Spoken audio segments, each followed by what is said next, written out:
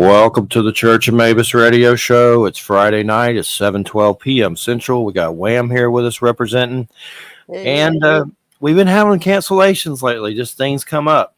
And luckily, Rob Yench is coming to sit in with us. And that's the Magister Dixit podcast. Say it for us all in links. Magister Dixit. Okay.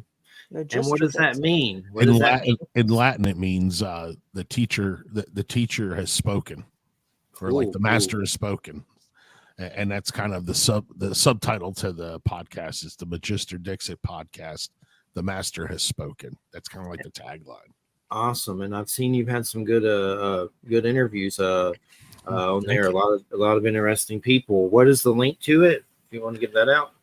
Sure. It's Magister Dixit, and that's .co and also .info. But you can also go right to Substack and look me up too. Okay, cool.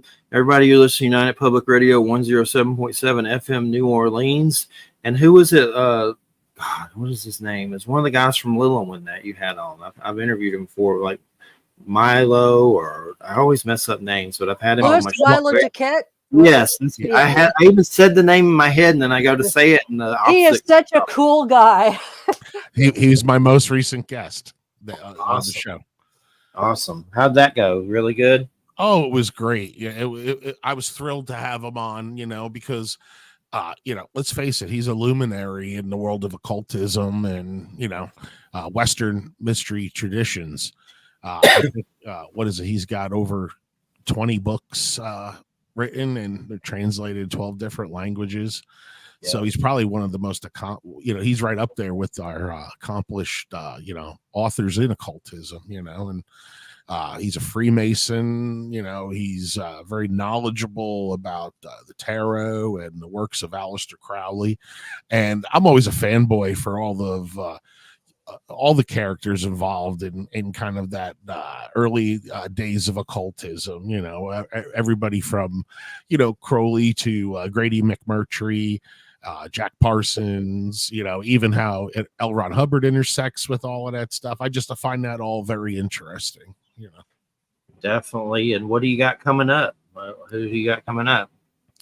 Actually, I have Dr. Stephen Flowers is I've already I've already done a few interviews, so that way I have it padded so that each week I can kind of release another one without hitting a flat spot. So did you see I had him on during October for my Halloween lineup for that Gothic Meditations at Midnight, and it was badass. Yeah, that's exactly what we discussed, of course, as well as as time in the temple is set, and as well as all the, again, another just super author in occultism, everything from Germanic runes to like you said, his latest one where he just talks about the glorious days of being like a Monster Squad kid, growing up in the true time of like sci-fi movies and horror movies, in Hollywood.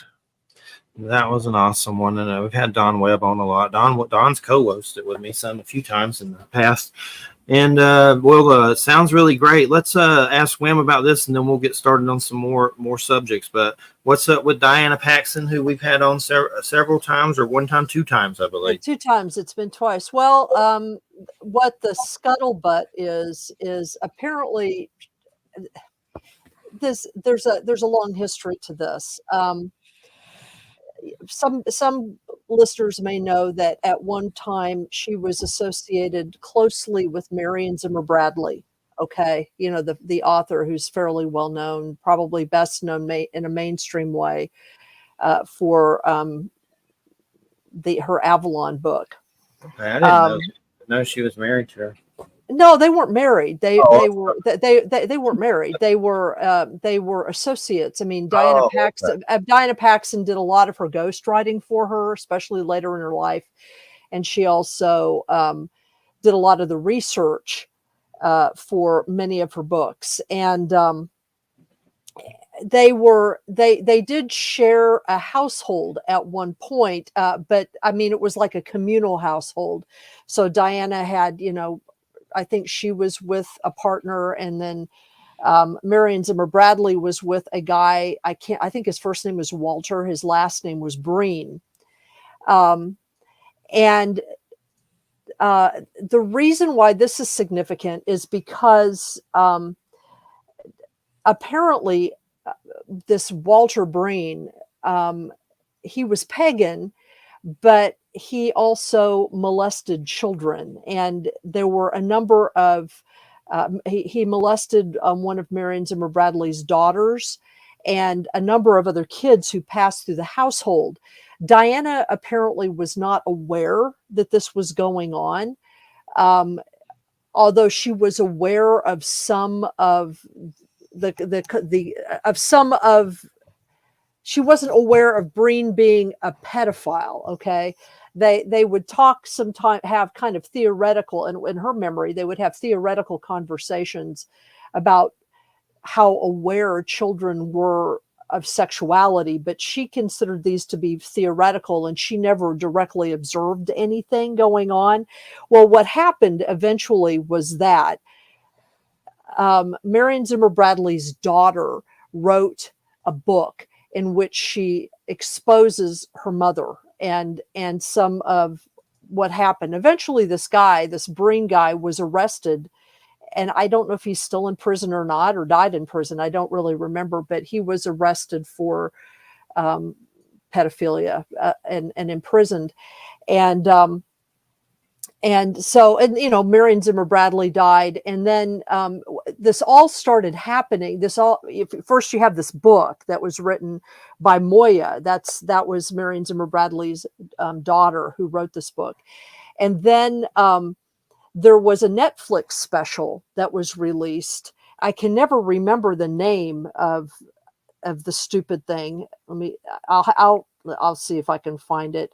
But it's like in episode 6 or something. It's about different religious groups, kind of alternative religious groups. And within it, there's one episode in which Diana Paxson is interviewed. And the interviewer asks her about some of these allegations, about some of these things, whether she knew that some of these things happened. And she talks about, and she says, she makes actually a very benign comment. She says, no, I really didn't have any idea. And if I had known, I would have told someone. She, as far as I can tell, evinces that convincingly that she had no idea that this kind of stuff was going on. Well, basically, she has been in charge of the clergy training program in the Troth. And so there was someone who was in her, and I'm condensing a lot of information here. There was an individual who was a clergy candidate that became concerned about her comments in the movie. And so tried to sort of ask her about what her views about pedophilia and all that stuff were, what happened back then. And, obviously this is a private conversation between the two of them. And so we can only go by what this person has said and what Diana Paxson has said. The individual who interviewed her is also an individual who is non-binary, and apparently has felt that Diana is not always sensitive. I mean, this woman is in her 70s or 80s, so she's had to sort of come along with all this stuff, and is not sensitive to these kinds of things for some reason, for her own reasons. And so apparently what happened is that privately, this clerical candidate brought some concerns, like whistleblowing concerns, against Diana to the Troth leadership. And so the Troth leadership decided that they would do an investigation. So they did an investigation, and they followed, their bylines or whatever, as far as they understood them. And they apparently, this is what I've been able to read between the lines, they apparently came to the conclusion that Diana Paxson was they couldn't they didn't agree basically with this whistleblower that it rose to the level of offense that the whistleblower alleged. So apparently what the whistleblower did was take it public to the entire trough, tried to sort of, do an end around, which has caused a lot of, it's blown up several subreddits, as you can imagine. Yeah. There, from what I can tell, there is clearly a generational split in the trough about this. You have younger members who are convinced that Diana Paxson, it's not that she herself did anything, like she is not guilty of any pedophilia herself, but that she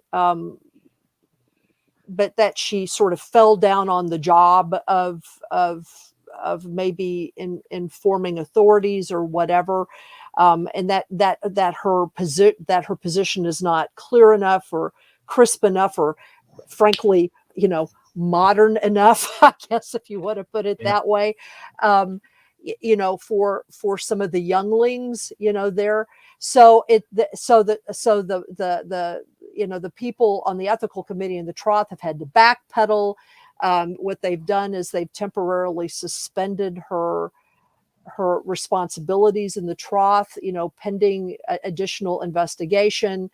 She's publicly allowing them to do it. She's like, do it, what you guys need to do. She's not spoken out against anybody, but it's I mean, if people want to know about it, they can get on Reddit and they can, go to the trough subreddits and to the Norse paganism subreddits, and it's just all over, and you can read it all there, and you can decide for yourself what you think about it. I personally think it's I read everything that Diana Paxson was accused of saying, and honestly, I didn't see the kerfluffle in it. What I saw was a difference in generations in terms of, people of the older generation, and I'm one of them. We don't always have the lingo down. We don't always know the correct things to say that are not triggering, and we don't mean to be, maybe we have to learn, but it's like, anyway, it's crazy out there, but that's the gist of it. Thanks for sharing. And you can just, if anything happens, keep us updated. Other than that, I probably won't read it or anything. It sounds crazy as hell, but definitely, there's always weird stuff. Hey, you better stop it. You better quit it. You better stop it with your weird barking. But anyway, for some reason, I kept thinking of the Carla Castaneda stuff, which has nothing to do with it. But I remember interviewing that lady about all that with her book, Sorcerer's Apprentice, which has nothing to do with it. But it's still weird, stuff that happened. But for some reason, I was thinking about that. But Rob, so what's up with the metal? Were you in a band or still in a band? What's going on with that? I am. I actually still play in a couple of bands. The first one is longtime death metal band called Morpheus Descends, and we're based out of New York and been around since 1990. Wow. And surprisingly, people still listen to us and find us interesting, and we're more than happy to play a lot of festivals and stuff that are coming around. What is it? In about 2 weeks, we're going to be playing at Maryland Death Fest in Baltimore, Maryland, along with 50 other bands from all around the world. A lot of fly-ins and stuff. And what do you do exactly? Play guitar. Guitar, okay, cool. Yeah, so it's fun. It's when I started a podcast too. People were like, "Well, why don't you do a music one?" It's just. I don't know. For me, that was just too much of an easy go-to, and I wanted to do something that I found interesting, and also something that I could learn from as well, as well as provide knowledge for people, and I didn't really feel like talking about death metal or whatever would really get that done. Yeah, you and you can always throw that in like some paprika once in a while with anything. That's what I do. Yeah. Like for sure.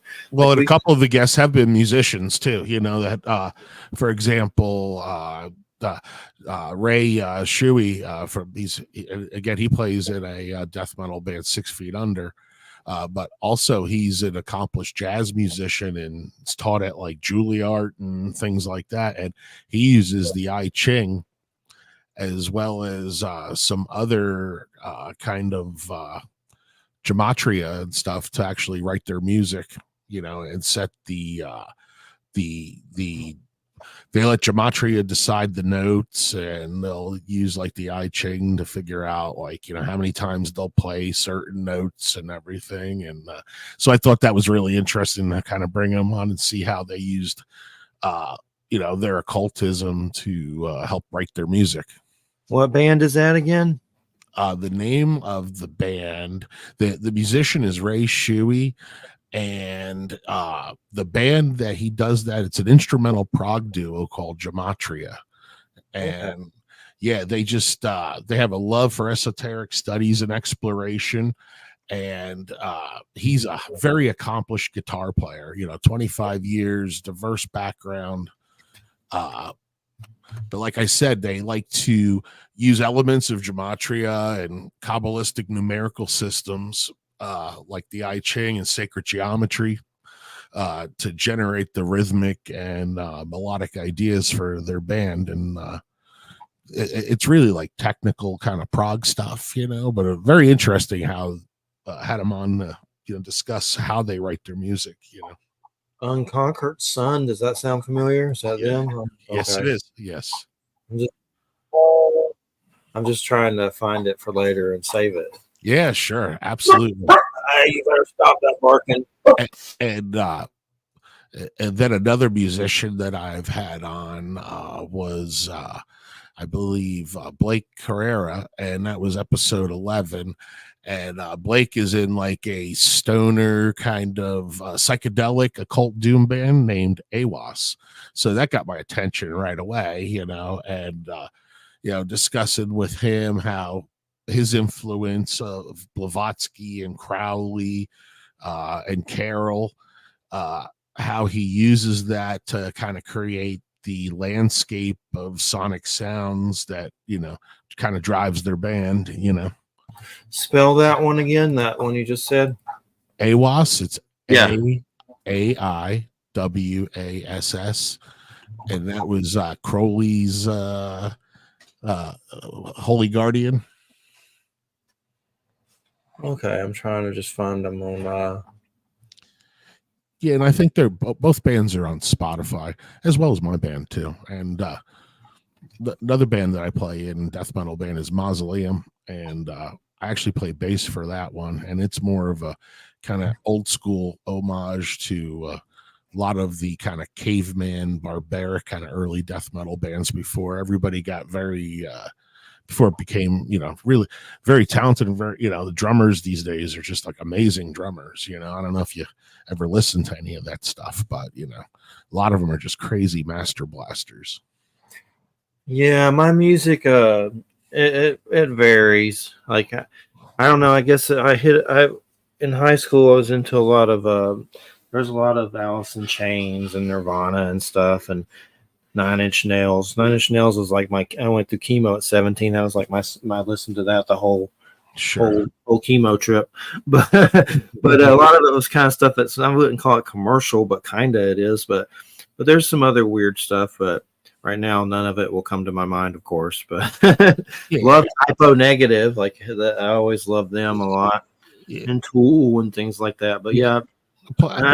Play metal, but like, I listen to everything from 70s music. I'll be listening to was it The Wreck of the Edmund Fitzgerald by Gordon Lightfoot? I was listening to that today. It's like, or I'll be listening to Early Rainbow or Deep Purple or something like that, and then goes back and forth, Yeah, that's me too. And classical. I always love the Doors. You can always just go back to that. The Doors. It's always just something to that's haunting. No matter. Pink Floyd too. You can get, you go back early and get really weirded out, or you can listen to, the hits, like The Wall or something, I've listened to some stoner metal like Sleep, and there's some other ones. Band. Very good band. Yeah. Good one that I'm remembering. Acid Bath. I've another fantastic band.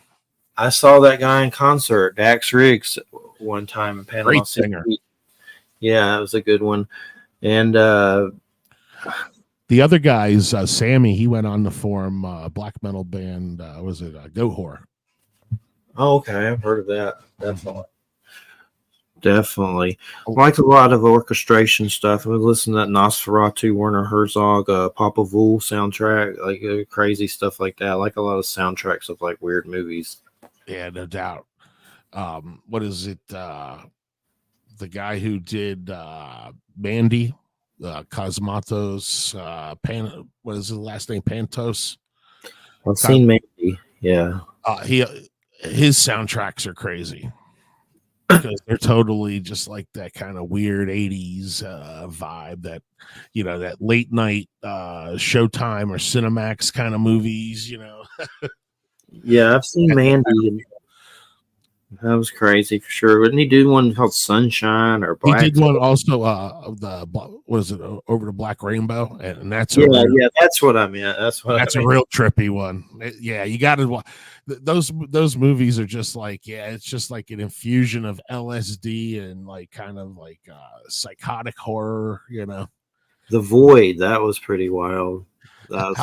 How about, did you see Late Night with the Devil, the most recent? Yeah, we watched that. That was well done. I really thought it was well done, especially just the 70s. Yeah, the feel. The feel of it. It was like a Mike Douglas show or like Dick Cabot, I still don't know exactly what the hell happened. I guess that was the devil at the end finally. But it was crazy. It was good. I liked it. That guy's a good actor. Yeah, not many really catch my eye as well. Like you said, when you said The Void, that's another one that, there's a cream of the crop type of ones, and I think, there's a lot of stinkers that get put out, Yeah, there's too many of those. Have you seen Abigail? That was another recent movie. I have come across it, but I haven't watched it. I know what you're talking about. It's the vampire girl and a bunch of people kidnap her, but really she set it up because she's, she likes to play with her food and stalk people, and Is it pretty good? Is it worth checking? It was much better than I anticipated. I'll give it that. Was it as good as Late Night with the Devil or The Void? No. But it was a good watch. I didn't feel like I lost an hour and a half of my life or anything, I saw some crappy news that Brian Fuller's dropping from that Friday the 13th prequel series on Peacock. I was looking forward to that, but he drops out of every damn thing. But Brian Fuller, but that was some crappy news I saw recently that sucked. Whatever happens to so many deals that we're supposed to see. I mean, even like, look at all the different Game of Thrones spinoffs that were supposed to be. And, what did we get? One, kind of a mediocre one, and even just the way they ended Game of Thrones was horrible too. I'm surprised that they can even retain anybody to kind of continue on and keep watching. We've been watching These Woods Are Haunted. Those, I don't know. I don't think they're all real. Surely not. But it's still amusing. All these like dogmen, werewolf stories and stuff like the dogmen. Yeah. Those good ones. A lot of Bigfoot. The cryptozoology stuff. And there's some people that I've had on the show that are guests telling stories, but I don't believe everything on there. You can't. But it's still good fun to watch just the werewolf stories. Like people. How do you approach an interview with like some guy who like, I don't know, sees dogmen or something like that, like we just let him talk, I mean, it's like, we've known so many people that have claimed this experience. Mm-hmm. And well, and we even didn't we even interview the woman who first wrote the first book about it, whatever her name was. Now I can't remember. I hate myself. The lady Moskowitz, Cannibal God Monster. No. The woman from Michigan who first wrote about. She died recently. It's called something else. Start with an S or something. I know you. I know you. If I were to say her name, I know you would recognize it. But anyway, you know, we've talked to so many people that have reported these experiences, that the best way what you do is you just let them talk, you know, and you just kind of you kind of come from their perspective on it, you know, regardless of what you think your opinion of it is. Yeah, you kind of just try to kind of I don't know, you got to kind of keep it moving, I guess, too, you know. You just let them tell the story. A lot of it is, you know, there's maybe a few that I've been like, this person's telling the truth, or they're batshit crazy. But my big thing, my reference for it all is I've seen weird stuff, so I try not to leave everything, but I know there's weird crap out there because I've seen it. Sure. You know, I've seen beams of light leave my house completely sober. I've seen beams of light on acid. Like I can go in different ways. But some of my big ones, I've seen little cloaked beings in the woods with a black box, and a cat jumped towards them and they vanished. So I can't rule people's out, but a lot of them, you hear it and they sound truly like it affected them, and that's how you try to, you know, gauge it, I guess. But you know, sometimes you're like when people start talking about exopolitics and stuff, that's like this side of ufology that just seems like they should be writing Amazon erotic space porn. So I mean, some of those guests I kind of like, but I try not to be rude, you know. But yeah, I think the only really discussion I've had with UFOs on my podcast was when I had Peter Levenda on. Yeah, you know, of course, because you're going to talk about Nazis and occultism, and then his latest projects have been, you know, evolved with like the UFOs and stuff. So, and I think that occultism and the UFO thing has a lot of parallels to them as well. You know, just like the way that society accepts them, or actually the lack of acceptance of it.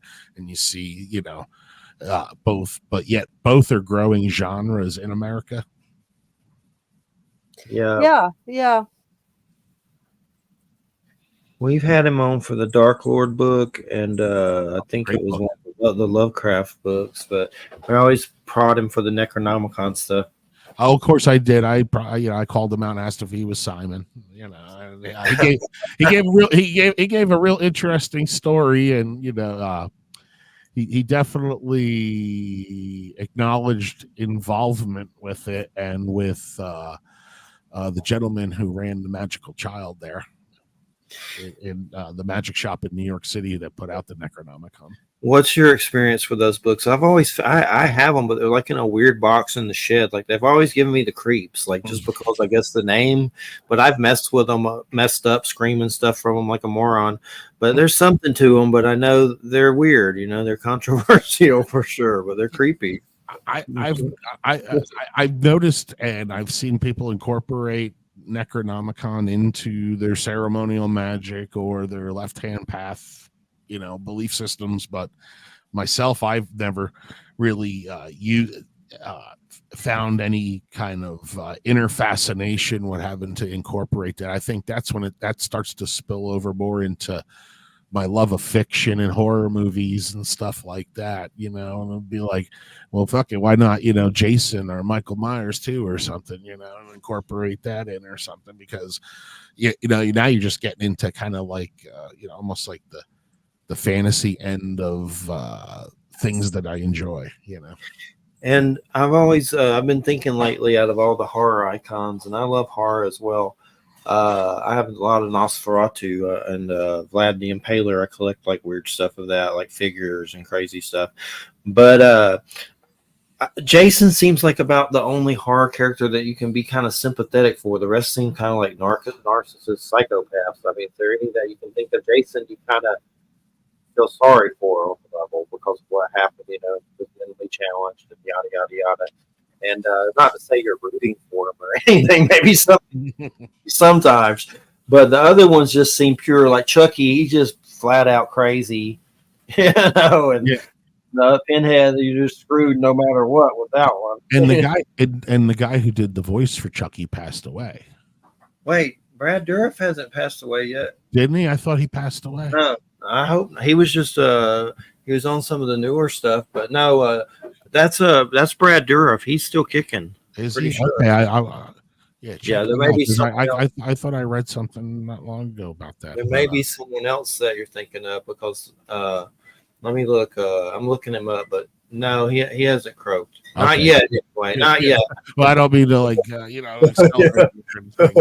Hey, are you psyched about the Nosferatu movie coming out from? Robert Eggert. Oh, definitely looking forward to that big time. I think that guy does really good movies. The Witch and Lighthouse and Northman, those are all really good compared to the crap that comes out there. He does a great job, so I'm looking forward to it. Yeah. I've heard rumor that there's a Doug Jones Nosferatu movie coming, but I haven't really seen much about that one. But I heard something about that somewhere. But things changed so much with that. I also heard at one point that Brad Pitt's production company, I don't know the name of his production company, but they bought some 300 kind of like story that involves Vlad the Impaler that's historical, and they're working on that. But I haven't heard anything about that in years. So things change, but I'd love them to do a real Vlad the Impaler, like Braveheart kind of thing. I would love for them to seriously try to adapt the Brian Lumley Necroscope series of vampires into a series of movies, because those tales, I don't know if you've ever read any of the Brian I have them, but I need to read them. Like they sent me some reprints of them lately, and I need to actually read them. But saw something with Samuel Jackson in that. Maybe they were thinking about it, but something about Samuel Jackson. Yeah, or no, Morgan Freeman. It was Morgan Freeman's production company bought, like, I don't know, the rights to it or something like that. I think that was the story about that, but it seems like it always gets kicked around. There was a guy who was on that sci-fi channel, the makeup, the ones where they did the makeup, the sci-fi makeup and stuff, and he had purchased like the options for the Necroscope movie. That's cool. I need to actually read them. I have them. I have like all a bunch of old and Brian Lumley did pass away. I can definitely confirm that recently or whatever. That's my band Morpheus Descends. All of the lyrics are inspired by Necroscope. They're all Necroscope themed lyrics and stuff. I need to actually read those. They sent me the newest copies of the newer, like they reprinted them from Tor. Yeah, great story. I need to check them out. It's hard to find stuff that's good, like I have so many that's good. Like back in the I read a lot of Stephen King, and I know lately there's some old Stephen King I haven't read that I need to acquire, like Christine. I think I read Salem's Lot, but it's been a while. I'd like to read that again. I don't think I've ever read Tommy Knockers. Like there's some old ones I'd like to get a hold of. They keep holding back that remake of Salem's Lot that they did too. It was supposed to be a theatrical release, and then it was going to come out on one of the movie channels or whatever. And now you just don't see it again. There's like a Coyote Acme movie that they're coming out with. We need a good werewolf movie. We haven't had a good werewolf movie in a long time. There's a couple there's one that came out not too long ago, Blackout. That's by Larry Fessenden. It's decent. Blackout, one word. It came out not too long ago. Another one that I saw, I don't know if you've seen this one, Late Phases, Lone Wolf or something like that. It's called Late Phases, Lone Wolf. That one's actually pretty good. That was pretty good. It's about this blind guy in a old folks retirement community as a veteran, and they have a werewolf problem, and it gets crazy. It's actually good. Yeah, I like the old Paul Naschy movies, the werewolf ones where they have, like witches and black masses. I have some of those on Blu-ray. Those are good. Those and Hammer. I really love Hammer. old stuff, Hammer and all that good stuff. But definitely check out Late Phases and Blackout. I will for sure. Pretty good. I'm trying to think what I've been watching lately. Resident Alien, I need to catch up on the newest season. I like that a lot with Alan Tudyk, the gray alien from the comics. It's from some comics on Sci-Fi. That's actually really good, worth checking out. Linda Hamilton's in it as like a government person, Men in Black kind of situation. And best part of it is Alan Tudyk for sure. He's the best part of it. Yeah, I have always time is such a commodity these days, with being in the bands and doing the podcast and stuff, and and just living ordinary life. So when I do sit down, I pretty much targeted about what I want to watch too, and it's like usually it's like catching up on stuff that I've been meaning to watch again, like movies from the 80s or the 90s or something like that, but we saw Repo Man recently again. See, that's what I mean. Yeah, like that's one. Yeah, that's on the wish list or the watch list. If that was on, I would stop and that would get my attention. And as far as looking forward to what movies are coming out, I don't know. It's been pretty dull as far as, I guess, because of the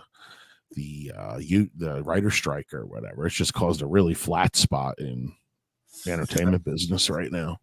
I saw I have a dog in here breathing heavy, so if anybody hears that, sometimes he gets weird things going on.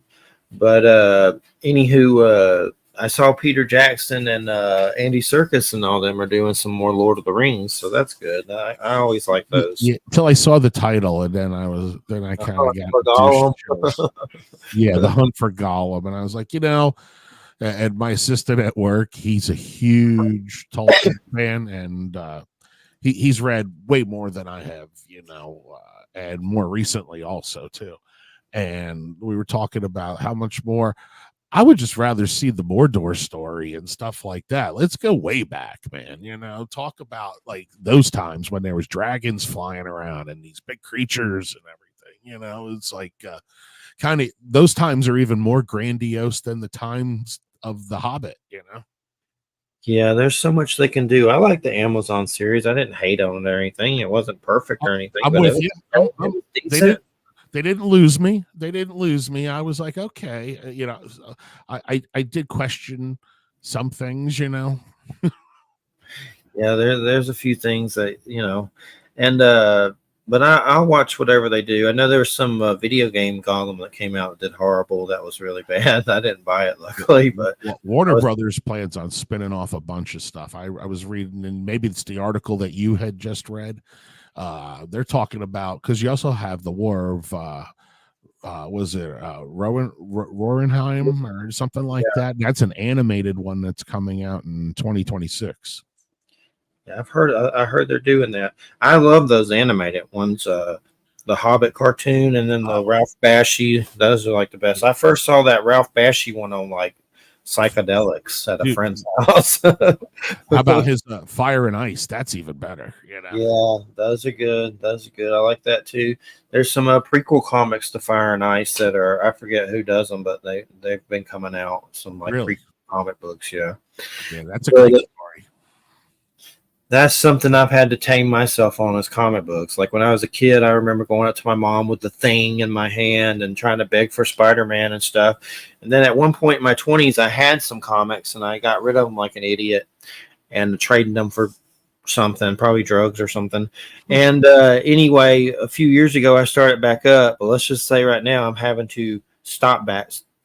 It's just it's like a crack habit. Like there's just too many. There's just too much stuff available. It's sensory overload. It's like you have a nervous breakdown just trying to keep up with it. Just like even the Nika figures that Nika puts out. That's how I have to stop. I'm like I have to unsubscribe from the emails coming to me because it's too much. Yeah. I mean, I love everything, and you go to the site, you're like, next thing you know, you're making a list of shit. I did. Yeah, I was trying to do the Universal Monsters, Nikas, just those. I can't even keep up with those. Now they have the whole Frankenstein scene. You can get like the bed and like all the all the contraptions that they use to animate Frankenstein. I got the Nosferatu, and there is a London After Midnight that's a must grab that they're doing like that. But I saw a depressing. I brought this up before. A depressing thing about one of the Ramones and Rob Zombie. One of the Ramones was like croaking before he died. He was like trying to collect stuff up to the day he croaked, like a poster or something. But it depressed Rob Zombie so bad he stopped collecting. And I'm sure maybe he does something, but according to that article, he stopped because it's like just the reality that you're not taking this shit with you. And I'm someone that struggles financially, so that's something I have to tell myself. You're not taking. That's really cool, but it ain't coming with you. Yeah, and I'm with you with that. And having I've parted with pretty much 90% of my comic collection over the years. Just because, again, I don't know, when I kick the bucket, what would they probably do? Throw it in a dumpster or set it outside for somebody, because nobody knows. Nobody gives a shit what that stuff is, like the rest of the, That's probably what we shuffled off in the dumpster. So because you get rewarded for being an avid collector of vinyl, whether it was records or comic books or trading cards, like if you collected it, then you should have the benefit of selling it and making those rewards. I mean, sometimes parting with that stuff sucks, and we don't part with everything, but I get what you're saying. You can't keep everything either. Yeah. There's one comic stuff that I'm keeping up with that I'm making sure that I do, that Robert Kirkman that did the Walking Dead and stuff. He's doing a whole universe with Hasbro that has G.I. Joes, Transformers, and some new thing called Void Rivals. And I played with that stuff when I was a kid, but I'm not like a fanatic about it. But now that I'm reading that, I'm like, I really love that stuff. But they just did a Cobra Commander 5-issue series about the origins of Cobra Commander. And he lives in like the underground with like serpent people and like some Cobra Shangri-La type weird city. And he's like trying to cause terrorist acts and rebellion. And I mean, it's crazy because there's serpent people that he's meeting with. He's human in it, but disfigured. But it's crazy, but it's really good. I hope they turn that into like movies and stuff. But it has Transformers, G.I. Joe, and then some new thing Kirkman's doing called Void Rivals, and it's all in the same, like they're interacting, like some crazy stuff. They have all the Zartan and the Dreadnoks and all those in it, and Gators, and like it's crazy. And the Transformers actually kill people, like they splatted the pilot and just like it's violent. It's not super violent, but not what you're used to. I think Hollywood's tanked the comic book genre there for a while. Just. Oversaturation. I think they just it got too easy for them to just make everything from a comic book, Yeah. And as a result, we've had a real lack of independent films, or films that studios are willing to take chances on. Because why are they going to take a chance on your shitty independent movie? It's only going to get so many people when they can, put, $40 million into Iron Man 17 or something. Yeah, it's like those Transformers movies. I've seen a couple of them, but they're terrible. I don't like them at all. I don't know what I'm looking at. Like when they start unfolding and shit, it's like I rub my eyes. Like what did I just see? It's just like something happened, but like I can't tell what the hell happened. I always go to Westerns. That's one of my favorite old ones. You can find some new ones. There's Butcher's Crossing with Nick Cage. That's pretty decent. Did some other one too, but there's actually some good ones if you really dig for Westerns. Yeah, absolutely. I love all the old Westerns for sure, and the old World War II movies too. Definitely. What are some old World War II movies that? Eagle Has Landed, or Kelly's Heroes, or what is it, Dirty Dozen?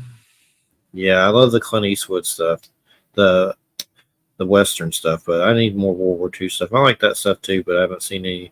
thing I remember is like Inglorious Bastards. That's probably the last World War Yeah, II. the newer ones. Yeah. I'm talking more like the classics. Kelly's Heroes is like Telly Savalas, and it's what is his name?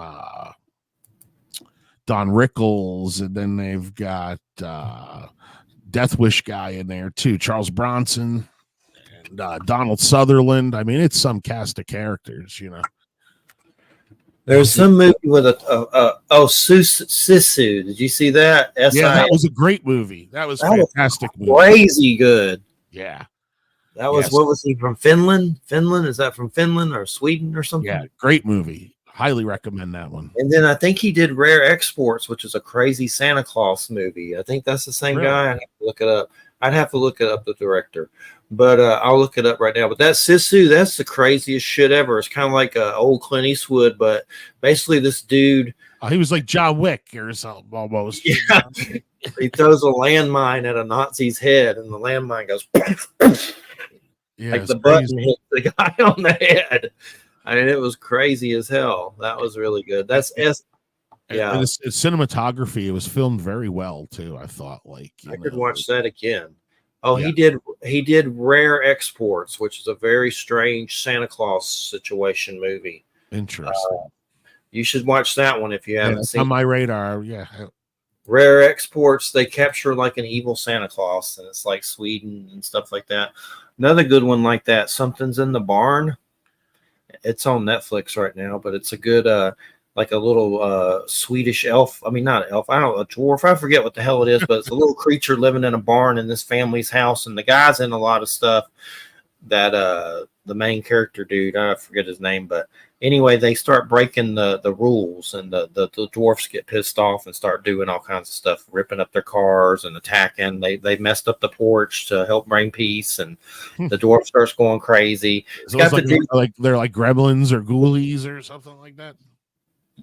Yeah, but they look like the little yard gnomes, like you see in the yard gnomes. It's actually good. It's called Something's in the Barn. It's on Netflix, but you can find it wherever. But that one I would recommend, and the Rare Exports for sure if you want some crazy Santa dwarf mayhem. But Something's in the Barn was surprisingly good. It's got the guy that's in that show that's about the nerd, like computer guys on HBO, and they're like nerds. I forget the name of it. It's by with the Judge guy, Mike Judge. Oh. It's got the guy with glasses. It's one of those guys, but he's like one of the guys from Office Space or something like that. Yeah, I'd have to look him up. I forget the name of the show. Something's in the Barn. I can look him up right now. I've seen him and stuff, but I don't know. He's probably no one remember. Martin Starr. Oh, right. Yeah, he's in it. But, there's the guy that plays the main elf, Kieran Shaw, a little person. That's great. But there's a whole pack of those things. Like more come. It's like Gremlins, yeah. But they look like yard gnomes. That's actually fun. I'm gonna have to check that out for sure. That's a good one for sure. We've been watching a lot of Laurel and Hardy. Like I've seen those, but I watched one recently at Way Out West, and just the difference to those kind of movies to today's crap. Mm-hmm. It's just. I'm still getting over Hardy with the little Hitler mustache. Hopefully that was before Hitler. I don't know. Yeah. Meanwhile, that was I guess a very popular style. Just like that was ruined. Yeah, he got ruined. It's hard to watch, but I Abbott and Costello. I've been trying to dig up all those, like the Frankenstein and all that stuff. I just got the both Frankenstein and Dracula on. What is it like 8K super Blu-ray or whatever, Nice. Yeah, those are always good go-tos for sure. And the detail is so good that you can tell it's a set now, because you can see everything, the paint. You can see the walls that are painted to look like brick and stuff now. That's how good the detail is on it. Wow. I have them on DVD. You probably have it on Blu-ray. I have some of them, but definitely those are the classics to go to for sure. And our last few guests were about energy weapons. Like I used to kind of giggle about that stuff, but I don't now. I don't get too kooky about it. But there's definitely something to that craziness.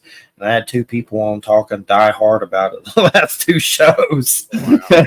One of them had an explosion happen in his lab that seemed like it was caused by maybe that. That was just a weird thing where it hurt him and took all his cartilage and stuff. He actually had some people from corporations kidnap him on some kind of level and threaten him because he was making something. And the other guy, that was Jerry Avalos, but I've known him since the beginning of the show.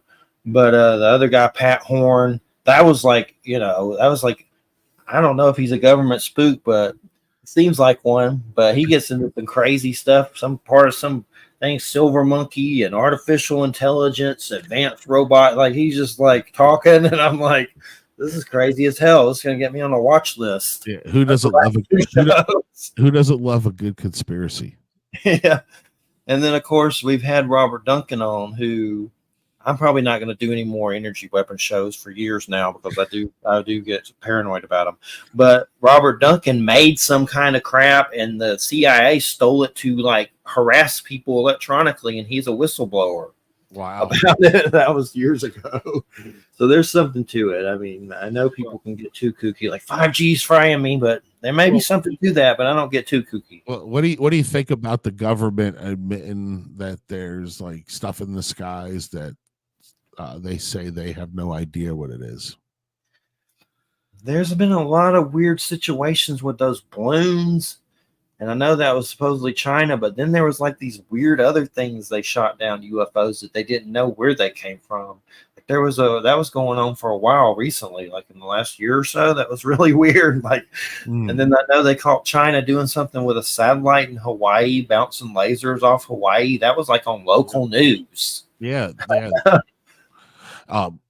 It's interesting that you have to almost wonder, like, why when the government goes, oh yeah, they're for real, like you almost got to take with a grain of salt, anytime the government tells you anything like that. You talk about somebody who's denied it since Roswell, and now they're like, oh, we have a whistleblower, we're gonna have him speak to Congress and everything. And I don't know so much that what they're seeing in the skies there is from another planet as much as hypersonic drones or something like that either we're doing or the Chinese or the Russians are doing. Well, that's you had all the congressional hearings, which those seem kind of weird, but I mean, that was a weird situation, and people were definitely saying weird stuff about crash retrievals and alien bodies. And then you have the Pentagon. Show us, right? That's all they got to do is just show you. Yeah, and they never do. And then, of course, the Pentagon's released stuff that's weird. But then the Pentagon comes out and says there isn't anything about aliens and stuff. Like it's just like they're bipolar. You don't know what the hell. They're crazy. Like it's coming from the hand. The left hand don't know what the right hand's doing. Well, it suits whatever the immediate need is at the time. Yeah. Well, if we need to create doubt, then we show some videos and we get some whistleblowers to talk. Well, that's with me. I've had UFO sightings over homes to where it seemed like the craft was there for me, and people agreed it seemed like that. And you try not to let that, anything. It scared the hell out of me. I never was like, I'm the chosen one. Oh, hello, I'm Stan Romanek. But let's not get into that, the pedo stuff. But anyway, with Stan Romanek. But anyway, I mean, the situation is I have PTSD from stuff like that. And you see these scientists like that Neil Donald and stuff. And I like that guy. He seems cool, but he says dumb stuff about aliens that I don't like. And I'm like, dude, I've seen them. I've had them parked over my house with witnesses. We had a guy on here, Robert Earl White, that had a pyramid craft blow up in his backyard, and he's on some of the involved with those hearings. And his mom was threatened by men in black. And his mom died. He spent his whole life trying to bring the story to the public. So you have all these stories, and you just have idiots that just like slap us in the face, pretty much, spit on it. Anytime you get somebody like even that Neil Tyson, DeGrasse guy or whatever, he acts like he knows it all. No, we don't. We don't know it all. we could look in the Webb telescope tomorrow and see shit that totally contradicts what we've believed for the last 50 years, you know. So like he comes off like pontificating, like, oh, you silly mortals, like you know, it's this way and it can only be this way. And you know, which brings up another topic about another good conspiracy is what are your feelings about the people thinking that the lunar landings were a hoax and that America never went to the moon? We didn't have the technology. We still don't have the technology today. We haven't been back in 60 years. You know, I see all kinds of stuff like that at Before It's News, different things, and I think we went, but I have seen some weird stuff that makes you go, you know. Yeah, absolutely. There's definitely things there that make you exactly like ponder. Wouldn't put anything like past what's going on here. Like what am I seeing? Like when they're in the capsule and they have the camera all the way back to the wall and they're faking the distance to with the planet Earth or whatever, and then the outtake is all of a sudden you see they take like all the paper that was covered in the windows down. It was like a setup shot, you know. And all the footage is lost, all the data is lost, all the trajectory data for the lunar modules is all missing, all deleted, it's gone. Let's ask the truth sayer herself, Wham. Did we go to the moon, Wham?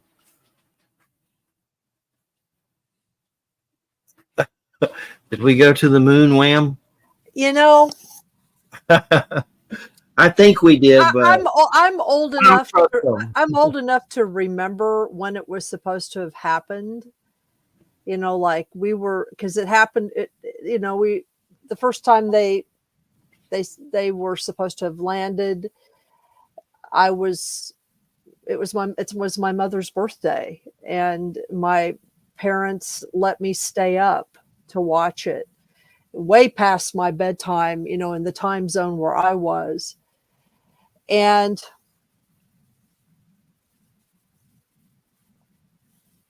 I tend to think that we probably did. And part of the reason for that is because of,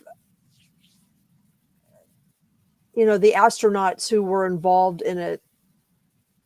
According to them, the experience changed some of them. And they, you know, some of them had some odd experiences. What do you think about Gus Grissom hanging a lemon on the Apollo module? And I don't know about all of that stuff. You know, I mean, I've seen some of the footage, you know, and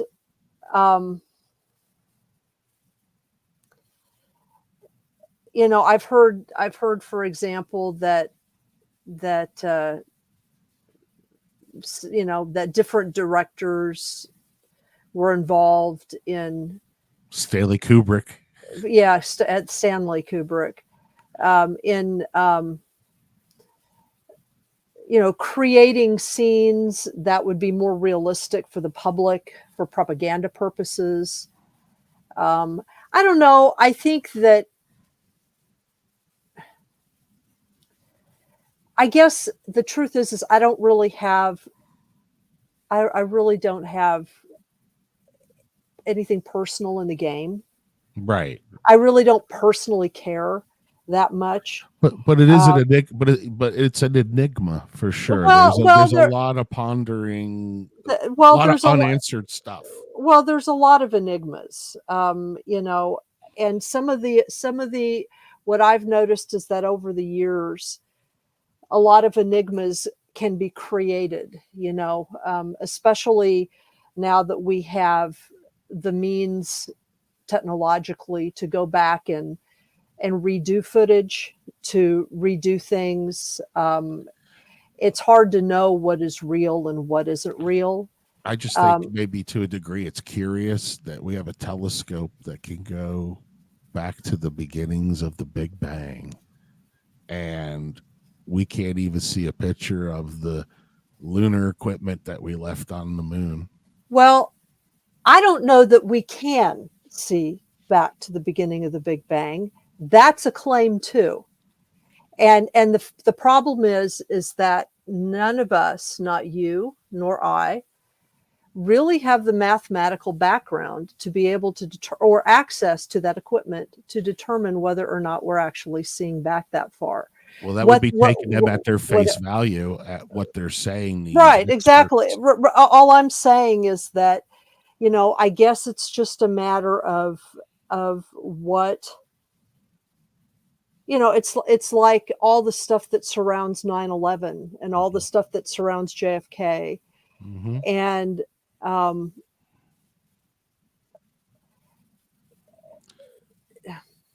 did you ever see one of those pictures where they have it's all the galaxies or all the planets and the stars that they can take in the night sky?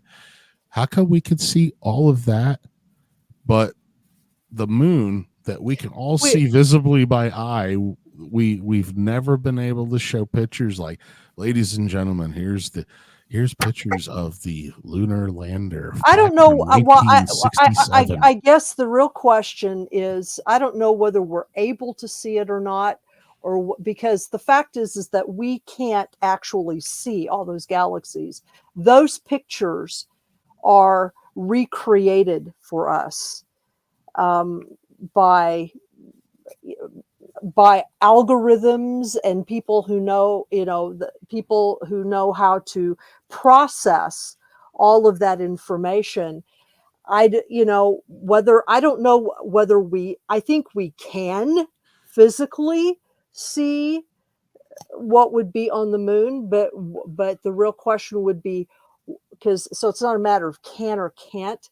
I think it's a matter of will or won't. And I think that's probably where your question is. I personally don't care. All I know is that for whatever reason, people back then in 1969 or whenever it was that it occurred, there was this group experience that was had about the landing on the moon. Yeah, that could be a mass hallucination. That's hardly the thing to claim to validate the space program is that they had an out-of-body experience. It couldn't have been. What wasn't a hallucination was simply everybody tuning in. Now, whether we were being fooled, that's another thing. There's a difference between being fooled and having an hallucination. I'm not holding on to anything. All I'm trying to demonstrate is that I'm acknowledging questions. I'm talking about my experience, and I'm acknowledging, I'm also saying that a lot of things that we think we know now are not necessarily any different than then. So it's kind of like, I don't really care whether we got there or not. It's weird. I greatly beg to differ. I think it's very important to know whether or not that is true or just a psychedelics hallucination. Rob, it's important to you. It's not important to me. It's important to a lot of people. Well, that's fine. It's also our government lied to us. It's also important to a lot of people that Trump becomes president. There are lots of people that find things important. You asked me my question. Right. I gave you my ambivalent answer. I had an experience. We had an experience. I have tended as a child. I thought it was probably real.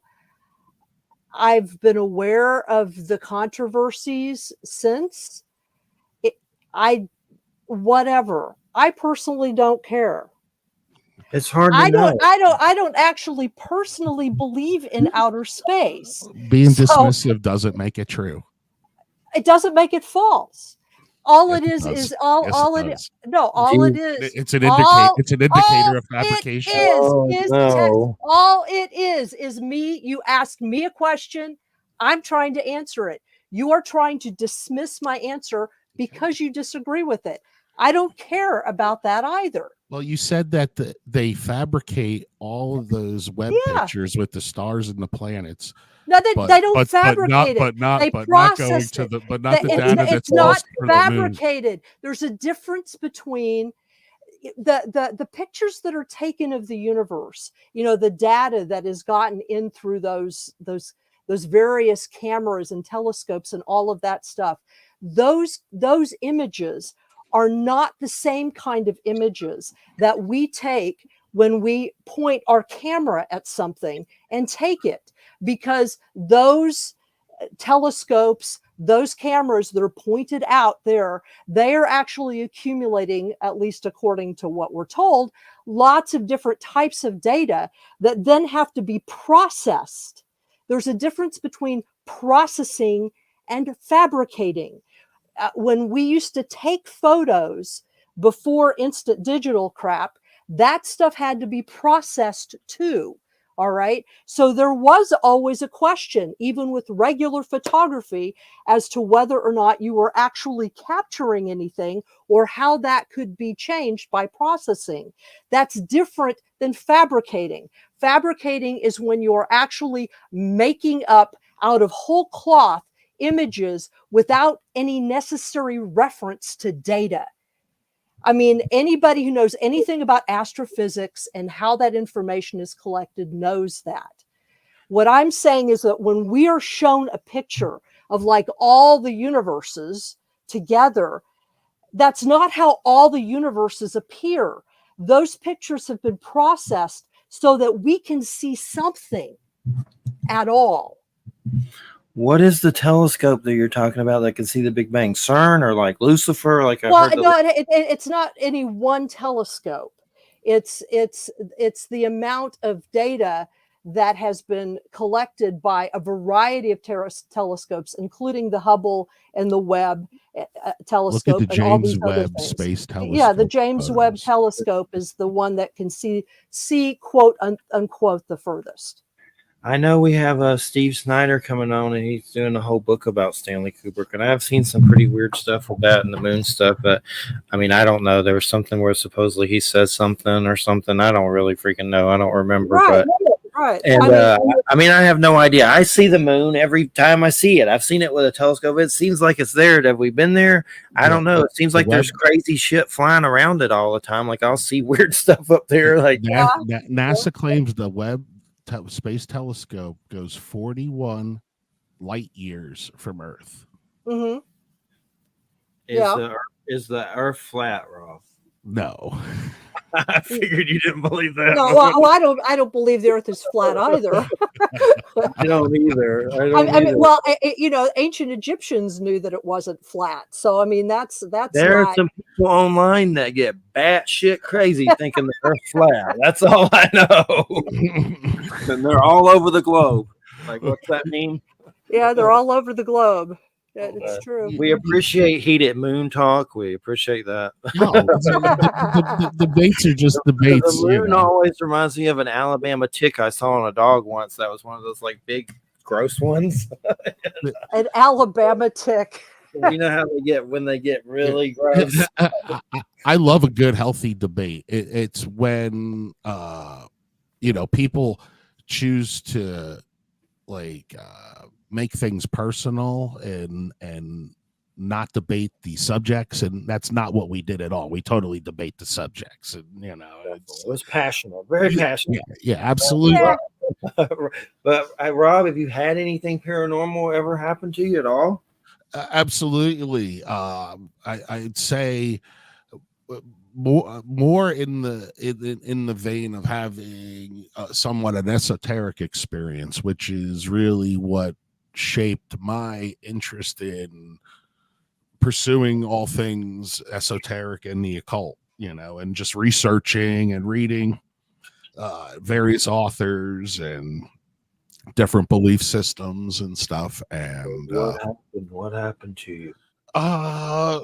in a way, it was just like a kind of I found myself in somewhat of a kind of meditational type trance, and there was a lot of colors and stuff, and I knew it wasn't a dream because I could see physical things that were still in the room, and it was kind of like this bright light, and I found myself I found myself hearing a voice or being given the impression, did I want to see more, or was I do you want to continue? And immediately I was like, without hesitation, I was like, yes. And after that, it was just kind of, I felt like, I don't know, like I had this spiritual experience or this type of epiphany, and I realized that there was definitely something greater than myself out there or whatever, and I found myself finding all of that stuff very interesting, whether it's the paranormal or UFOs or magic or other tribal things or voodoo or things like that. I always I'm very interested in the mechanics of how all that works and what it's founded on. Were you tripping balls? Because it sounds like possibly. Maybe. No, I wasn't, and that's and that's what made it even. Like if I had smoked, way too much dabs or something like that, then I'd be like, yeah. But no, it was like it was almost like a lucid dream kind of feeling, Cool. But I could still see like it wasn't in my mind, because I could still see like the old red digital clocks, they would flash, you see like 11:11 in your time and everything, like the digital quartz ones, like I could still see that, like, while this was going on. Cool. Mine seems to be mostly from trauma. So we just did a show recently about that with the Casalises. I always mess up their name because Bill, he was on, his wife was sick at the point, but they're doing a PTSD trauma related to paranormal experiences and stuff like that, the after effects and how trauma causes things like that. But mine was the testicular cancer, lost one at 17 and then had to go through chemo, and then my dad died. It was just too much at one time. And then it turned into reading about the occult and anything I could get my hands on with drugs. And just that combination seemed to bring on a lot of phenomenon on a lot of different levels with witnesses. Even seemed like one time I said a prayer to find interviews for the show when I was having trouble. Next thing you know, I saw a UFO and screaming to my family, and they came out and saw it. And it was like these red fireflies in the heavens. They were like energy. I don't know what the heck they were, but it seemed like they knew we saw them. And then next thing you know, I'm on the phone with Stanton Friedman and interviewing Nick Pope and all these people that I never thought, I would ever interview from UFOs that are in like documentaries and stuff. So it seemed like aliens gave me a hookup. So that's why I think it's about, doing these shows and the show you do and stuff. It's about raising consciousness. And I've even interviewed Jeffrey Mishlove. That's a good one. Roots of Consciousness. He's a great guy. After your experiences, you felt like you had to kind of seek out those people to learn more about those subjects, or yes, that's what did it. That's why I did it. That's what happened. I saw things, and I mean, I went crazy from it, and some days I'm still going crazy from some of the weird stuff I saw. But I sought out people to talk about it, and that helped. That was healing in itself to talk to other people about it. And that was helpful. Still don't know exactly what the hell happened, but something happened, and other people have had it happen to them, so that helps. Now, how did Professor Wham? How did you become part of this? Do you know what, Jeffrey of the show? Yeah. Are you a longtime friend of Jeffrey? And well, not we've never met personally, other than online. No, I got involved in the show. I have a long history in researching UFOs. I mean, I've studied UFO experiences and stuff for like 40 years. I actually wrote my dissertation on the UFO abduction narrative in the United States. So, I mean, it's a legit sociological study of it, you know. And after I did that, that was like, I graduated in like 2001. And after you do something like that, you get kind of sick of the topic, you know what I mean? And so I just sort of, I, I, I'm the topic is interesting, but the UFO community has always left something to be desired. You know, it's just like, can't I just it's just, and it's no better now than it was. Um, and so I kind of drifted away from it to do other things. And Jeffrey and I both know there's a mutual person that we know whose name is Andy Colvin. And he wrote a series of books about Mothman, you know, which is a cryptid that John Keel wrote about. Now, have never seen Mothman, and I don't even really know what Mothman is. I just know about the rumors of Mothman, and, you know, the stories about his appearance in 1967 or 68 or whenever it was. But Andy Colvin wrote a series of books called The Mothman's Photographer. And there was something about the way he was writing and the way he was doing his storytelling in the book that just caught my attention, because a lot of I've had some paranormal experiences myself, not as many as Jeffrey. Jeffrey has tons more than me, but I've had some very notable ones. And there was something about the way Andy kind of put together his narratives about his experiences and also interviewed people, that it sort of over time kind of drew me back into examining stuff.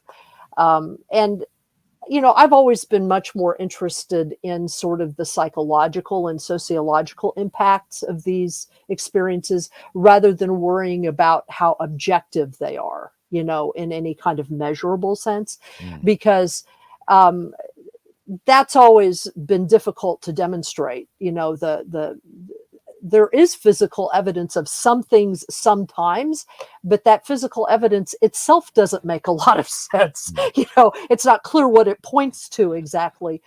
And so I eventually, what ended up happening, I started doing some journalism for a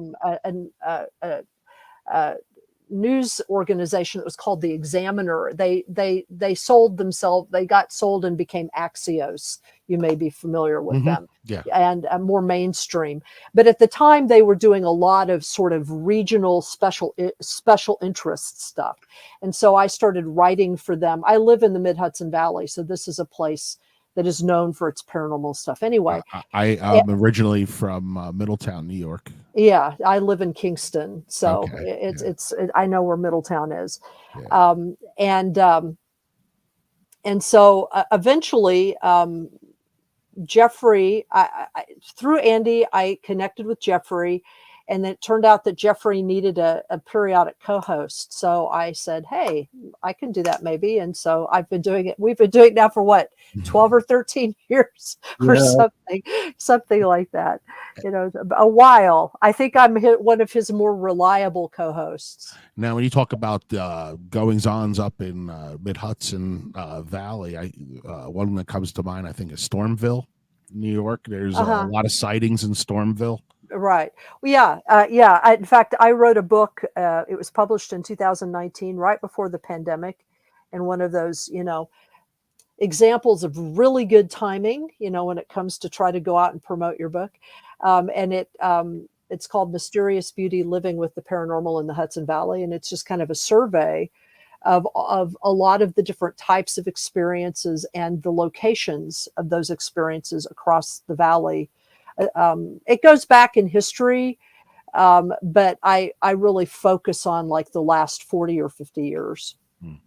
And I look at Bigfoot cryptid stuff and UFOs and other things, ghosts, just and sort of how these like what I found when I put all this stuff together is that there are these kind of weird patterns. Like, for example, when the Kinderhook creature was being experienced up in Kinderhook, which is in the North Columbia County, going, and that was happening at the same time, like literally the same time in terms of like dates, as a series of UFO experiences in Pine Bush and some other stuff that was happening further south in Putnam County. But of course, nobody correlated any of these things, that they were all happening at the same time. And then what'll happen is there'll be a pause and then stuff will move. So, but there's always stuff going on sort of in tandem in the valley. It's very odd. Because that's what John Keel was always talked about. He was like, yeah, there are these patterns to these things, but in order to see them, you would have to be able, he was one of the first people to think of, you'd have to put them into a computer, to kind of see what the mega patterns were. Because there are patterns, but whether or not they are patterns that would make sense to us, I think he saw them more like weather, that they would be more like weather patterns, cyclical in kind of the large way. I think he, towards the end of his life, he started to really see them as mechanisms or expressions of something that was natural to the earth in some way, which to me is an interesting idea. Now, what that means, I have no idea. But anyway, so I've always been more interested in like the impact of these experiences on people rather than trying to prove whether or not they, what you thought you experienced was objectively that, because a person's beliefs and expectations and just their context it may, it will at least affect how they interpret what they see, so.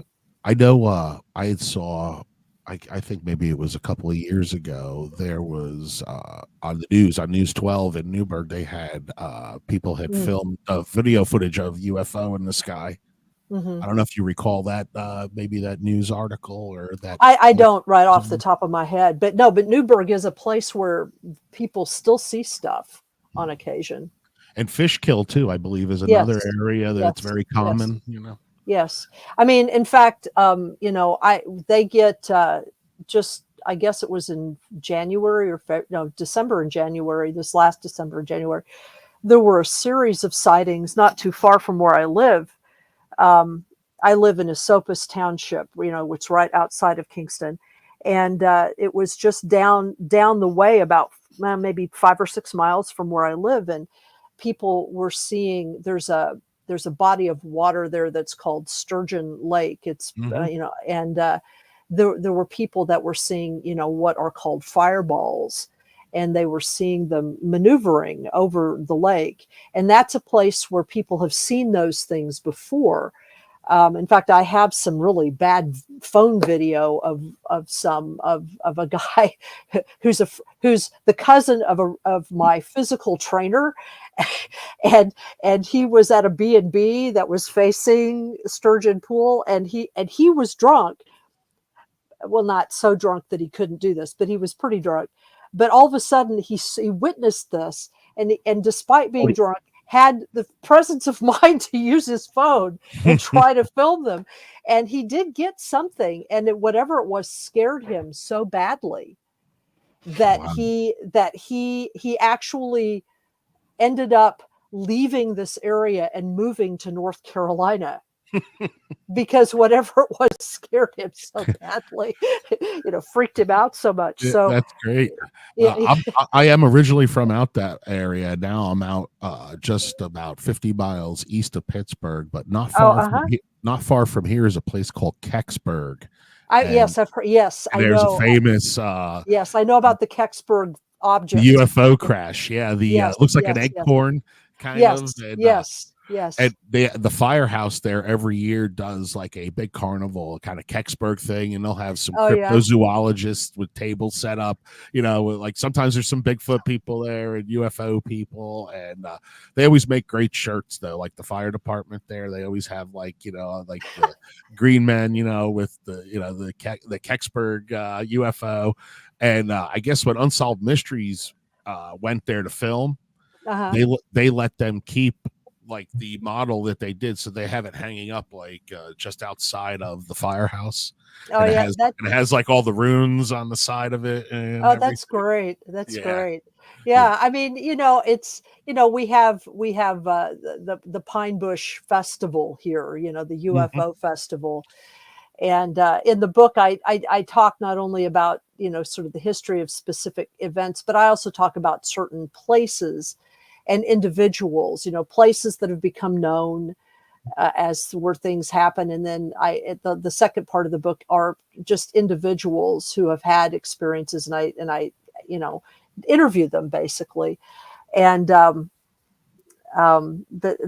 one of the places that I look at is Pine Bush, because even though Pine Bush became known at a certain point in time in the 90s and early 2000s because of Ellen Crystal's book, it actually has a much longer history of strange things happening, going all the way back to like the 40s and 50s of the 20th century. So it has quite a long history of generations of people who claim that if they've seen or experienced certain odd things. And some of the things that people have experienced are just kind of weird.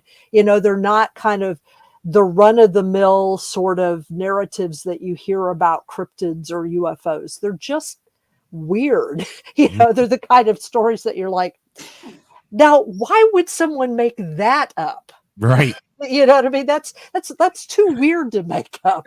And I do still get out that way.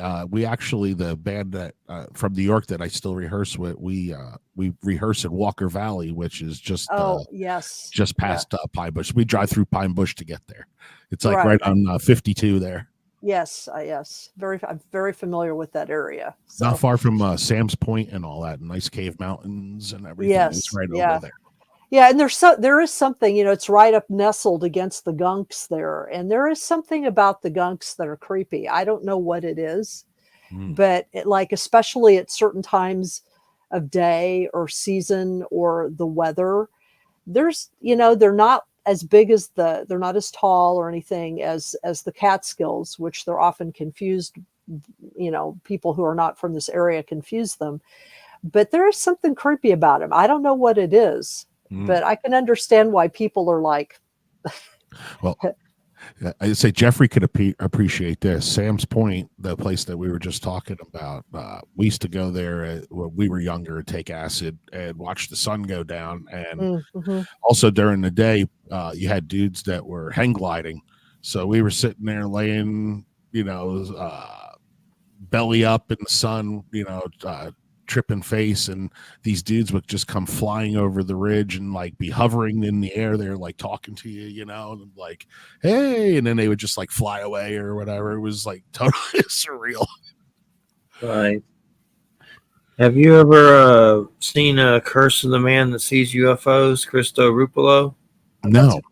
That's a great. Yeah, look him up. He's a cool guest that you would enjoy. Say that again. What was it? Curse of the Man Who Sees UFOs. Cristo Rupolo, Roppolo, but Curse of the Man That Sees UFOs is the name of the. Got it. And then there's a sequel. There's a sequel to it. But anyway, he sees UFO phenomena. Goldie, will you quit barking before I beat your butt? It's on Tubi too. Yeah, watch it. I love it. I love him. He's been on the show several times. Sometimes his equipment's not the best, so you have to make sure and check with him and make sure, if you interview him or whatever. But that his audio's good and stuff. Yeah. But it's usually good. But sometimes you're like, but you need to test it to make sure everything's good. But he gets video of UFOs and calls them like crazy names, like I forget, Mr. Squigglesworth or Eggplant or whatever. He names them. And he's really getting crazy footage up in California. I forget what part, but he is a trip and he's funny. And at the beginning of that one, he claims a UFO made him crap his pants. Then he tells like this elaborate story that it's a weird story about somebody spontaneously combusted in a house in the cemetery, like a mausoleum or something. But during that time, something came and the UFO did something and it made him crap his pants. And he's dead serious about it. But you're like, is this guy out of his mind? But he's hilarious. Like definitely check it out. What about Bob Lazar? Have you guys ever had the opportunity to talk to Bob Lazar? No, I think there's something to it. I know I've heard a few things that, there's something. I think there's something to it. It's just interesting, all these people. One of the big weird things that comes up a lot, and I'm not saying I agree with this, a lot of certain individuals who talk about UFOs get religious with it and believe that a lot of this phenomenon is Satan and the fallen angels. Now, it sounds like a John Carpenter movie when you start talking about it with them. They're so cocksure that that's what it is. And maybe it is. I don't know. I mean, there's no way to really find out. I do believe there's forces here. And if you keep up with the Skinwalker Ranch and Beyond Skinwalker Ranch and that UFO of God book by Chris Bledsoe, the guy on Beyond Skinwalker Ranch that summons UFOs with Colonel John Alexander and the CIA spooks, that show has so many spooks on it. I think there's genuine phenomenon. And there's something up with the government and them trying to do theatrics with it. It's crazy if you keep up with that show and Beyond Skinwalker Ranch, the shows. It's the craziest crap on TV. But there does seem to be a force here that does not want you to mess with it or try to video it. It messes with their equipment. They had the sailors on from the TikTok sightings and got sick on Skinwalker Ranch. I think there's something here that maybe controls things more than we know. And if you start messing with it, it's going to mess with you back. And a lot of people get radiation burns, sick, equipment problems, and crazy stuff like that. And it seems like a lot of these ranches have similar phenomenon. But my point is, I'm not saying it's also weird that the computer on that show is called Satan. That's the name of their computer there. Wow. The weirdest part of that show is there's so many government spooks on it. You're like, what the hell are they up to? What are they about to do on the show? There's Bigelow personnel. There's Colonel John Alexander. There's a Utah governor there, and they're having roundtable meetings. And black helicopters came in during the show, and they told the state attorney guy, and he's like, "Those are not supposed to be there. I'm going to find out who those are." And they're coming out like they're saying other clandestine parts of the government are interfering with their project at Skinwalker. Like, it's crazy. I'm not saying I think it's all true, but they're definitely trying something on our, theatrics to. They're trying to do something with that show and the other spinoff of it, Beyond Skinwalker Ranch. But my point is, with everything, real quick, is there's a lot of people that think it's Satan. Like, I've had a minister on that says Satan makes a lot of these cryptids like a mad scientist, like Dog Man, and like he's got a lab and gonna pop out a Dog Man today. And, we're gonna make a turtle man and a rat man. It was interesting you said about the radiation and the people dying, Jeff. Because they got sick. Recently, I forget the name of it, but the government just released a study or a project that's going on, and it has to do with servicemen's families that are looking for financial restitution for things that happened to their loved ones that were involved in things that the government can't talk about. Right. I've heard of that too. Yeah.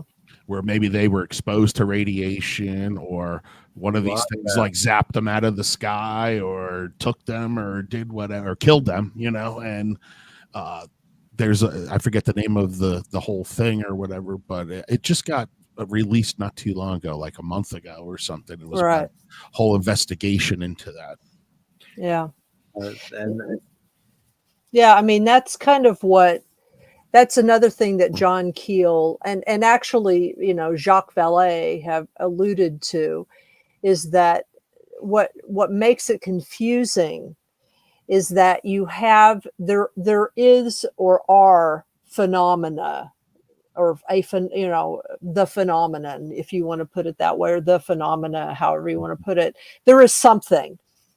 whether it's one thing or a number of different things that we all kind of lump together because they're all weird to us, that's another issue. But it's also clear that the government has done various types of things to either mimic it, contact it, mess around with us. And as John Keel puts it in one of his books, the problem is that occasionally when they were doing stuff like that, they would run into the real thing. And so what would happen is that you would have whatever they were doing, but then you would have these weird other effects that could not be controlled. And part of the reason that the government remains secret or maintains secrecy about it is whatever the phenomena is, we don't know exactly what it is. And, our intelligence services don't know exactly what it is, and they can't control it. And so that the secret thing is that the secret that they're keeping is that they know there's something, but they can't control it, and yeah, definitely. How could we think obviously they would be a far superior intellect and technology than us. How we think we could control somebody like that. It's much like, us coming to the New World in, the 15th century, and being able to easily control those people.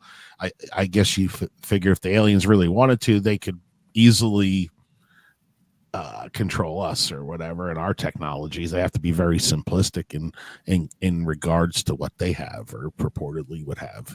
Well, right. Well, and like I said, I think that it's probable that there's actually several different possible things, whatever that means, going on. Or, it's like I was trying to explain it to a friend of mine who's been writing me these huge, massive letters about all of these different types of experiences that she's had in her life. And none of her experiences are unusual. If they are to her, but if you know about the history of occultism, and you know about the history of spiritualism, and you know about the history of visions, and you know about the history of paranormal stuff, you've heard variations of this before. You know what I mean? Mm-hmm. It's just that it's unusual to her, all of these things. And one of the things that I was explaining to her is that if you go back, for example, to pre-modern ideas in the Middle East and Northern Africa about that category of being that in Arabic are called the jinni. And when they describe the jinni and all the different ways in which the jinni can manifest, it's not really that different. In fact, in many ways, it's almost identical. A lot of the same language is used to describe how the different nations and tribes of the jinni will appear to different people at different times. And they will appear as animal beings, or they will appear as, plasma clouds. I mean, they don't call them plasma clouds, but, fire, certain types of fire, things like that. And I said, but in those traditions, they differentiate between those categories of beings and like ghosts or other things like that. But they say, like in pre-Islamic Arabic lore, they say human beings confuse all these things because they're all kind of invisible to us normally.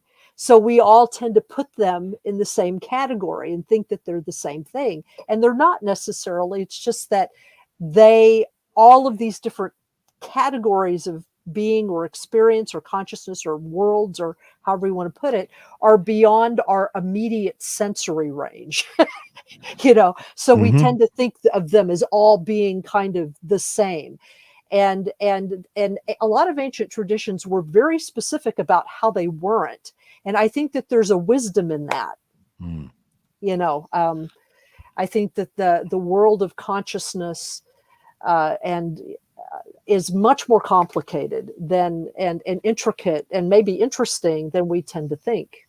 you know. Well, we know that there's things out there that we can't see with our own eyes or hear with our own ears, but they exist. So, exactly. you know, who's to say that that's not where they exist, you know, or exactly. that they're interdimensional, you know, or fifth dimensional beings or something like that, you know, where they don't look at time in a linear fashion or anything, you know, maybe they don't even, what we consider time and everything may be just, you know, not even a concept to them. The way that they, you know, the way that they travel, whether it be through interdimensional travel or if, like you said, they're already here and you just tune into the right frequencies and now you're able to see that stuff. Yeah, and now you're able to see them. I mean, to me, it's like it's not beyond the realm of possibility at all. You know, if we think of something like whatever Bigfoot is, you know, whatever Bigfoot is,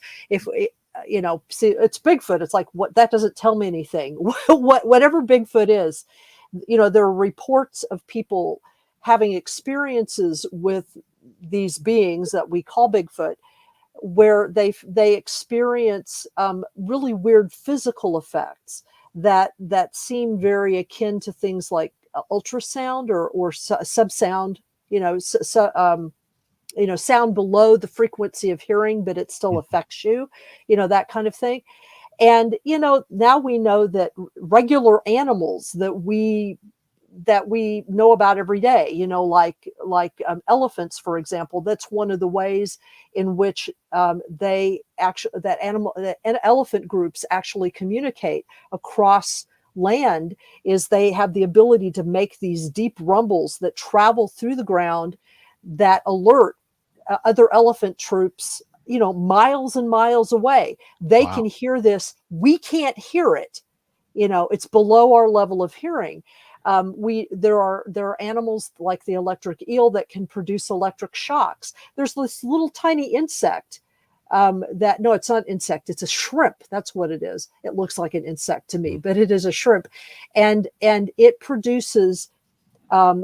What it does is when it hunts, it goes up to crustaceans and it releases this bolt that crushes their shells so that it can consume them.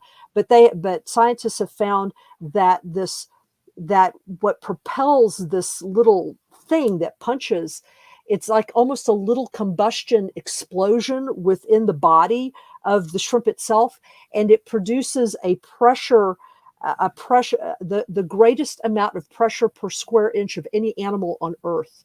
It will, if it hits your finger, it can tear your finger off. That's crazy. I mean, yeah, I never heard of that. Yeah. It's I just heard of it the other day. It's some kind of a brine shrimp or something. It's like a little tiny animal. But fortunately, it's small. So, you know, because if it was bigger, it could kill a human. You know, but I gotta close out. But anyway, if regular animals can do that, sounds cool. Why should we be surprised that beings we can't see could do things like that? Absolutely. There's a good documentary. I haven't watched the third episode on octopuses on Disney. That was pretty good. Octopuses rock. The way they shape shift to avoid other animals and look like the animal, that was crazy. But definitely like alien life forms. But I got to close out. One thing I want to say is one of the people I've seen the titles of some of their videos lately is that David Wilcock, and he seems kind of kooky and into the Q stuff. But he just announced that Lucifer's Palace is in Antarctica like this week. So be careful if you're going to Antarctica. Be careful. Yeah, be careful. Say hello to Hitler down there too. Yeah, you might run into the mountains of madness. Ooh. Hitler's down there riding a dinosaur with Eddie. But Rob, Shangri-La. Yeah, for sure. But Rob, it's been a great show. We appreciate it. I have to get you back sometime. Some good conversation. We appreciate it. And close out whatever you want to say and give us a link. I just want to say thank you both to you, Jeffrey, and Professor Wham. I loved being on the show and, and debating and talking topics and stuff. And you guys I jotted down a lot of different movies and people that I'm going to have to check out here after for sure. So cool. I really appreciate it, and I enjoy the show. Good. Yeah, check out Curse if you get a chance for sure. Don't forget that one. That's great. I love him. He's great. He's like this older punk rock dude. He actually has the dog from It Passed Away, but the dog from Pirates of the Caribbean. I think it was, I forget what kind it was, but he owned the dog. Like it was his dog. I forget its name and the breed and everything, but I know it passed away not too. I need to call him and check up on him. But thanks, Rob. Thanks, Wham. Thanks everybody. Next week, Ron Moorhead, his new Bigfoot book. We're going to get into Bigfoot like you ain't never seen. That's right.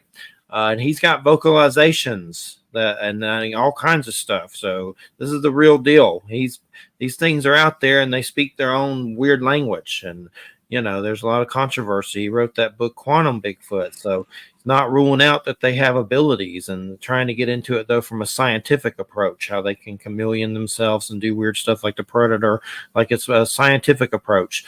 But we appreciate it, everybody. Have a good weekend. Thanks, Rob. Thanks, Wham. Take care, everybody. Bye-bye. Bye-bye.